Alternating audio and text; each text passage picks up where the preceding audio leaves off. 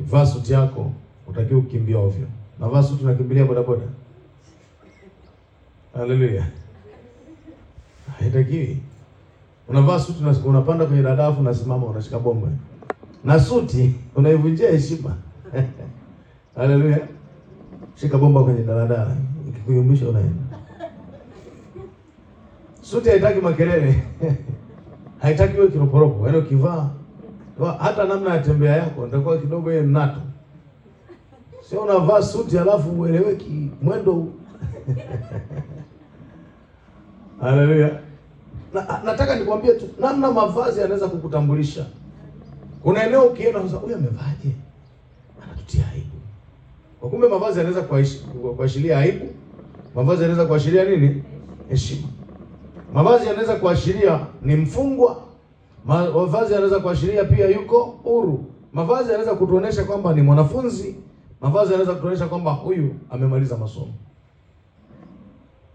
Bwana Yesu asifiwe sana. Mavazi huwa ni utambulisho wa majira. Huwa ni utambulisho wa majira kwenye maisha ya mtu. Mungu anapokupeleka kiwango kipya, kwanza anakuvika vazi jipya rohoni. Ukishapewa vazi jipya rohoni, ni rahisi kuyaendea yale majira na kufanikiwa. Kuna watu hapa umewahi kuota ndoto umepewa vazi au umevaa magwanda ya kijeshi na wewe hujawahi kuwa mwanajeshi. Haleluya. Nikiwemo wakati fulani niliwahi kuota ndoto siku ambayo niliombewa kwa mara ya kwanza kwa ajili ya huduma na kuwekewa mikono, nikaota nimevaa magwanda ya jeshi.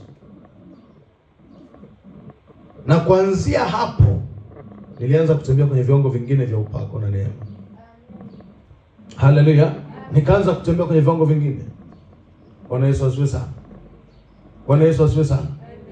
Kuna namna ya mavazi ukiona ndotoni unajua hapa nimepigwa kwisha. Ukisoma kitabu cha Zekaria ile sura ya 4, anazungumza kwa habari ya mavazi, anasema alikuwa amevaa mavazi machafu.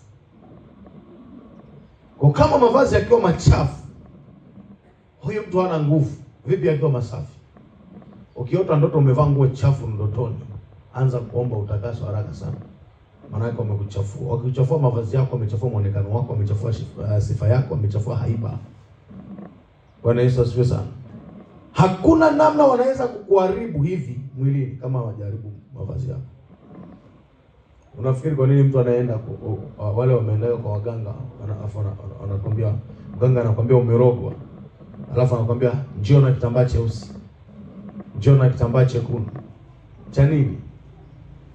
Maana yake kuna namna anataka kukuvalisha katika ulimwengu wa roho. Na akikuvalisha kuna kitu anatamkia. Kitabu cha Mwanzo 41:14. Mwanzo 41:14. Mwanzo 41:14.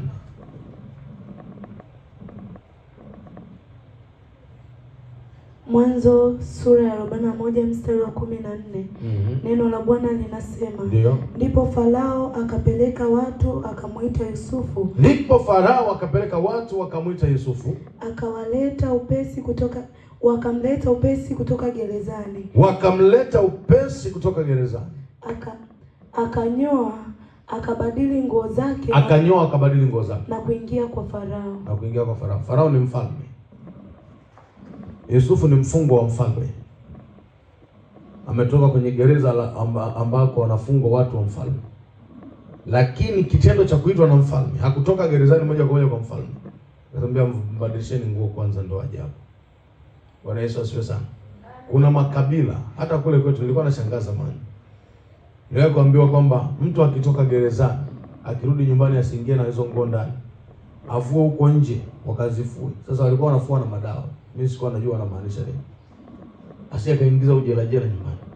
Mimi nilikuwa sielewi. Naye kusikia vitu vya namna hiyo. Nani mwingine amewahi kusikia? Amewahi kusikia mtu akitoka jela nguo zisiingie nazo ndani. Kwa nini asiingie nazo ndani? Una roho ya utumwa, ya ufungwa, imetoka jela, wanaogopa isiingie ndani. Watafungwa watu hapo nyumbani.